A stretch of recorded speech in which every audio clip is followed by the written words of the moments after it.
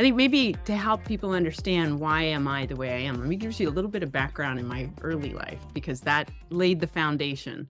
My father was a diplomat promoting trade between Canada and other countries. So I'm originally from Canada. And this meant that I moved a lot of different places as a kid. So if you're moving a lot and you want to have friends, you need to know how to adapt to change. I moved down to the island of Trinidad in the Caribbean when I was little. I was the only Canadian little white girl in school. How do I make friends? Totally different cultures from all across the world were there. So you have to learn how to communicate. You have to learn how to connect and understand other people. So as a little kid, I had to learn that so that I could have friends. It turns out that actually laid the foundation for all that I do in my career because I go out and make friends in other departments. I understand what they do, and then I can connect the dots. So it gives me a good holistic picture of an organization. It's all about making friends and getting stuff done.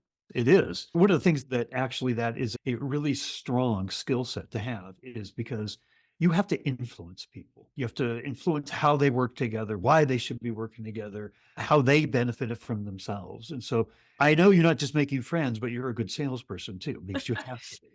Yes, I had that job too. One of the things we were talking about off camera was how many different roles I've played in an organization. Because when I started out in my career, I was going to be a chemist because I wanted to create and innovate things. So the scientific method is very important to me. What's your hypothesis? Let's go and test it. Did it work? Didn't it work? These are how you also adapt to change and come up with innovations. Then I became a programmer. Okay, let's make software work. I mean, technology is a theme for me. How do you make software work? And then how do you have the user experience get better? How does that system work with other systems? And then, oh yeah, how do you sell that stuff? How do you market that? How do you do consulting? How do we do HR? I've done all those things. Then you get into operations. How do you make things more efficient? How does a contact center relate to returns or fraud prevention or marketing or upselling?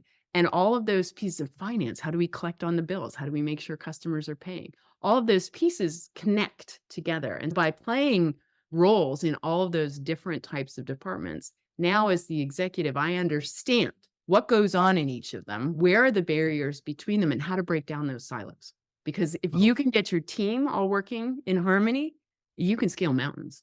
Sometimes it's an experience of hard knocks, but overall, using your curiosity helps you to discover new things, and then adapting to change helps you figure out how do you use that to make business better, processes better, people better.